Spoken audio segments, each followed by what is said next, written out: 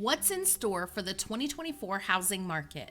Is this going to finally be the year that we see a break in home prices and affordability actually improves? Or will it look like the last couple of years where we've had inventory problems, competition with buyers in the market, and increasing prices? Well, that's exactly what we're going to dive into today. In this video, we're talking about 2024, what's going to be happening in the housing market so that you can make the best decision for you if you are a buyer, seller, or investor. We'll be talking about everything from inventory to buyer demand to the number of transactions that we anticipate taking place this year. On top of that, we're going to be talking about mortgage rates and inflation. And lastly, we're going to be talking about where prices are likely to end up as we talk about the 2024 housing forecast. Now, one thing I want you to remember as you're watching this video is that real estate is local. So wherever you're watching from, you might be seeing something a little bit different. It's going to depend on a lot of variables, but the primary variable that you're going to want to know about is supply and demand. If you happen to be in a market where there's a ton of supply and buyer demand isn't there, it's going to look a lot different from a market that has low supply and high buyer demand. So just be sure to factor that into your decisions as you think about purchasing or selling in 2024. But before we jump into today's video, I want to take a moment and ask for a favor. If you find value in today's video at all, be sure to hit the like button and don't forget to subscribe to the channel so that you get notified of all things real estate in Charlotte, North Carolina.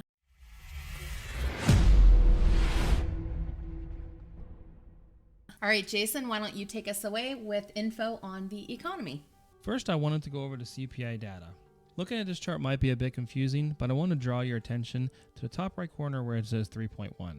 Now, in any healthy economy, this number should be around 2 or 3, but unfortunately back in 2020, the Fed had to print billions and billions of dollars, and that made prices of food, home, electric, gas, everything go skyrocketing because they had to print all that extra money.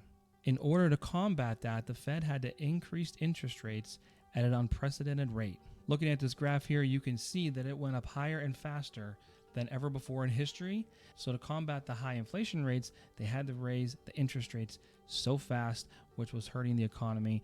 But the good news is the inflation is down to where they almost want it to be. So now the question is, when are they going to cut those high interest rates? The good news is they did pause toward the end of last year and haven't raised rates in a little while now. But you can see the average hold time for interest rates is 8 months and the shortest one is 4 months. There's a lot of people out there to think that around March they're going to cut the interest rates. But now that we're into the new year and people are looking at their numbers, the first interest rate cut could be actually May or June, sometime in the summer before they actually start dropping those interest rates because they want to make sure that inflation is under control and not a problem anymore. So throughout 2024, I think we're going to get about 4 to 6 rate cuts at about 0.25% each time, but that won't start until around the summertime. But after that, I think we're in a good space with inflation and the interest rates. About a year ago, we posted a video predicting what we thought was going to happen in 2023. Let's go ahead and take a look at what we said. I know that the Fed is still raising rates. So we're around, what are we today? Around between 6 and 7%, 6.5% is where we've been most recently. I think they're still going to raise rates a couple times the first 6 months of the year to still curb inflation, which inflation is finally coming down, even though we don't see it much at the market where you're paying about $7 for a carton of eggs. But it is coming down. And it has been coming down for a couple months, but they still want to make sure they get it under control. So my prediction is 0.25% increase the next couple months, then they freeze it. They have stated before that they are not willing to cut interest rates this year, but that could change after 6 months if the economy is going in the right direction. So what are your thoughts on the coming 2023? What do you think of the first half of the year and then the second half of the year are going to look like? I think that interest rates have somewhat stabilized. Mm-hmm. If we see an increase, I do think it'll come back down to about where we are now. I think it's possible that we might get below 6% before the end of the year, but it won't be until probably the fall or winter. Mm-hmm. And that's a little bit hopeful, wishful thinking there. But we like to be positive. It would be nice. And I think that a lot of people are expecting prices to go down. I just don't see that happening. There might be localized decreases in prices, but the year over year prices are not, I don't think they're going to go down. So just to wrap it up, 2023 is kind of going to be like more of a transition year where everything kind of gets more back to normal. But I think the second half of the year is going to be really good for real estate, at least in the Charlotte market, because I think the inflation will be under control. The Fed will know what they're doing by then with the interest rates, and we'll kind of just flow from there. Well, probably the thing that jumped out at me from that video is that eggs came down. I mean, we were talking about $7 eggs last year, and I think they're like $1.50, $1.60 now. So, I mean, good news, right? Very good news. You saw our predictions on what rates we're going to do in 2023. How did those come about? What happened in 2023 with interest rates? Well, I would like to say that I was somewhat close. As you can see on this graph here, we did go a little bit higher than my prediction of 6 to 7%. At one point, we were right around that 8% mark. And then once we hit that, that was like the ceiling for us. We did start coming down a little bit. And with the Fed actually pausing interest rates, it actually did help too, because that means that they're going to start cutting them soon. So people were pricing that in accordingly. But yeah, you can see that I was off by maybe about 1%. I was hoping that inflation would be under control toward the end of the year. Unfortunately, they still did not think they had a handle on it, and that increased the rates a little bit more than I was predicting. But they are getting down to some normal rates now. Well, that's good news too. And I think I said something in that video about rates coming down towards the end of the year. So I did mention that. Yeah. And I mean, it sort of happened. So I don't know, maybe the crystal ball was working last January after all. Maybe. Another thing you mentioned in the video was that you anticipated 2023 was going to be a transition year. Do you stand by that? Was it our transition year? I do believe that it was a transition year. I think that the housing prices did start off the year a bit too high. Sellers were still in the 2020 mode and 2021 mode and just pricing way too high. And you can see that in the price cuts that we had last year. And then in terms of the interest rates, they went really high all the way up to 8%, which I did not actually see coming. I thought they were going to peak around 7%. And they did start falling toward the end of the year, which is a good thing for everyone. But I think now that we're going into 2024, the housing prices are going to be set pretty good. We're looking at a 2 to 3% increase is what they're forecasting. So that's pretty normal. And then interest rates coming down will get those people into those houses that they can't afford if those interest rates were still around 7 or 8%. But the good news is they're right around 6.7% right now. So back in 2023, a lot of experts were saying that there was going to be a crash in the housing market. We actually never did see that come to fruition. What are your thoughts on that? Well, I think it really all boils down to that same concept we talked about earlier, supply and demand. People don't realize what a huge impact supply and demand has on the economy, and especially in housing.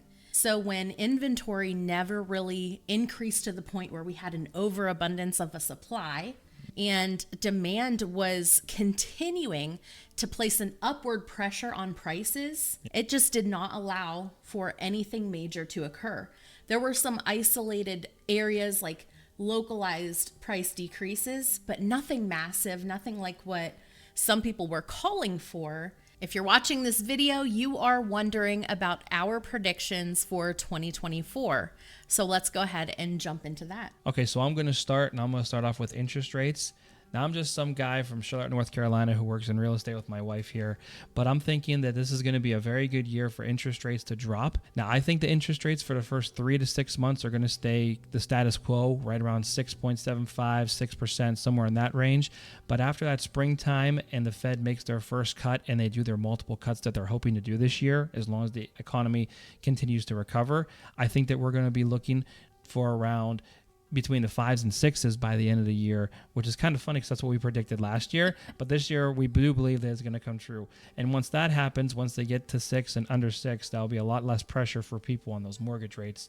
And people will finally get out from those 2s and the 3s and start moving around again. And I think that'll really help the housing market. I agree. A lot of homeowners right now, I like to say they're wearing golden handcuffs, right? It's a goodish problem to have, right? To have, but it kind of does lock you into the house you're in. A lot of people purchased homes in 2020 and 2021 that they hated. They felt pressured to buy a house because the competition was... A lot of times they didn't even look at the houses. Sometimes they bought them sight unseen, and they had so much riding on the sale they couldn't back out. So they've been living in a house they may not even like anymore. and it's been years, but they feel compelled to stay because leaving would be leaving the 3% interest rate, right? And it could double their payments on a monthly basis, and a lot of people can't handle that. Yeah, and if you're facing a position where you can't afford to leave and you've got a roof over your head, I mean, you're grateful that you have a house, you're grateful for your payment, you're not going to feel like doubling your payment by getting a house that you like. But interest rates alone can't drive the housing market. As we've already discussed a couple times, it's supply and demand that is actually driving the housing market. It's what drives prices, it's what drives days on market, it's what drives the number of transactions. So we're going to jump in and talk more about that right now. Typically each year we start the year with the lowest inventory we're going to see throughout the year. Then right around the second week in February, we typically see a pop in that inventory. I'm expecting to see that in 2024, even though we didn't quite see it in 2023. So like you said earlier, 2023 was a transition year. I do think we can all agree that it was a little fuzzy. The numbers were fuzzy in 2023. So comparing things to 2023 is going to give you a little bit of whiplash, I think. So in general, I do think we're going to see that pop in the second week in February-ish, and we should see inventory spike up, especially with interest rates helping sellers, homeowners to make that decision to go ahead and list their properties on the market. Moving forward throughout the spring selling season, we should continue to see an increase in inventory. It's just what we see year after year, so it is typical to see that. What we expect to see is that inventory is likely to increase throughout about midsummer. About that point into fall, we're going to see inventory drop a little bit. It's just the typical cycle that we typically see. People, as it's getting into kids going back to school and into holidays, people are less likely to put that home on the market. Now, it does happen. Of course, people change jobs. There's a lot of reasons to sell your house at inopportune times, right? If there's a death in the family, a job change, relocation, things like that, that are causing you to need to sell, those are the people that are going to be selling in late fall and winter. So that's the supply side of things. But how about the demand? How does that look?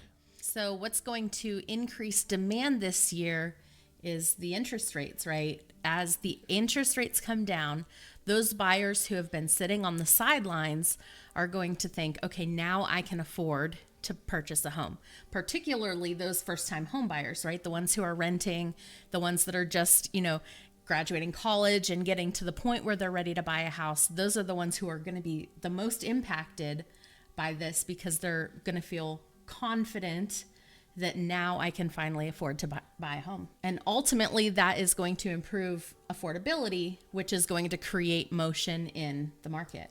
But with that, housing is always made up of two parties. There's the willing, and then there's the able. Pretty much everyone out there is willing to be a homeowner, but you only have so many able buyers in the market. Those who can qualify for a loan, who can afford a monthly payment, and have a down payment. You have a limited supply of those people because of the dynamic market that we're dealing with. So yes, I do think demand is going to increase, but it's not going to hit those 2020, 2021 levels that we saw in the past. So looking ahead, what do you think the number of transactions is going to be in 2024? That's a good question. I do expect the number of transactions to increase. Last year, we had a very low number of real estate transactions. Some experts are calling for an increase of 25 to 30%.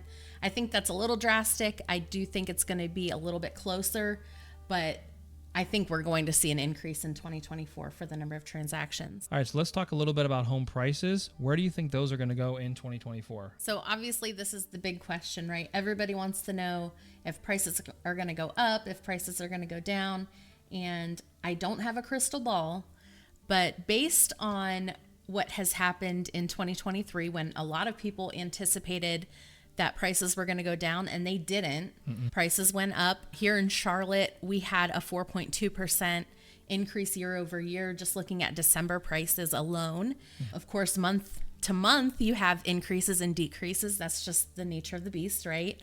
But we saw a year over year increase in 2023, and Truthfully, I expect the same in 2024. We're probably looking right around a similar number, 2 to 4%, 2 to 5%, somewhere in there, which is pretty typical if you look on a historical, like a grand scale.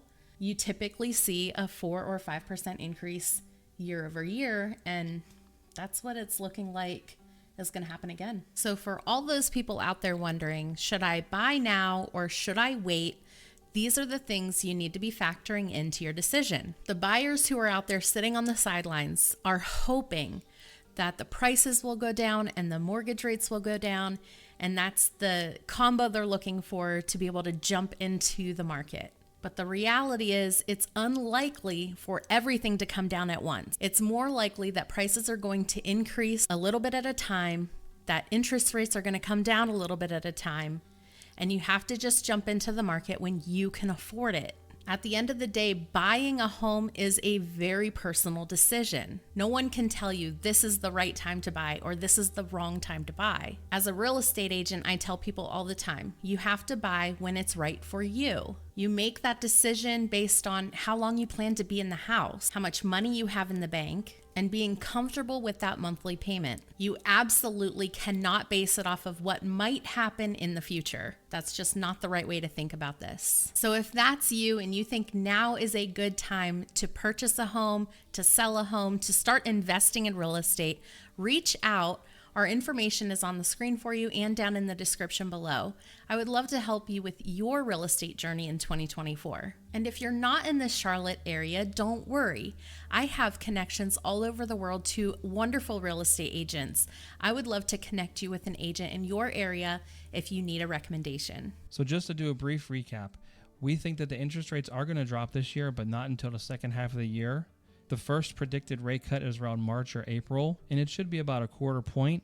But once they start doing that, they should continue that for a while just to get interest rates down to normal. And those people who have those 2s and 3 interest rates will actually be able to look for houses and afford them once again. We're also anticipating that home prices will continue to increase in 2024.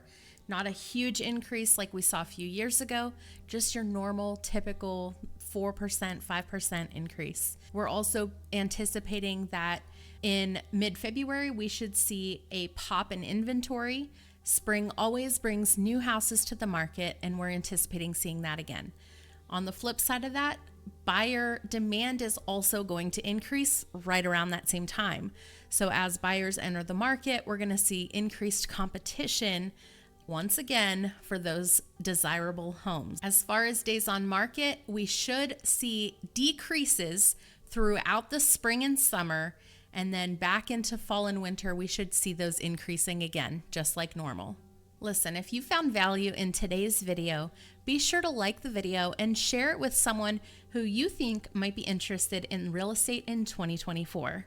And be sure to subscribe to the channel so that you get notified every time we post a video about living, working, and playing in Charlotte, North Carolina. Thanks so much for watching. Bye.